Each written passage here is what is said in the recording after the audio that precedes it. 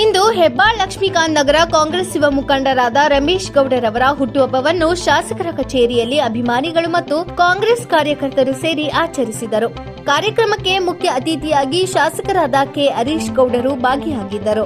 ಈ ಸಂದರ್ಭದಲ್ಲಿ ರಮೇಶ್ ಅವರ ಶ್ರೀಮತಿಯಾದ ಅಭಿರವರು, ಕಾಂಗ್ರೆಸ್ ಇಂದಿರಾ ಗಾಂಧಿ ಅಧ್ಯಕ್ಷರಾದ ರವಿ ಮಂಚೇಗೌಡನ ಕೊಪ್ಪಲು ಇನ್ನೂ ಹಲವು ಕಾಂಗ್ರೆಸ್ ಮುಖಂಡರು ಭಾಗಿಯಾಗಿ ಕಾರ್ಯಕ್ರಮವನ್ನು ಯಶಸ್ವಿಗೊಳಿಸಿದ್ದಾರೆ.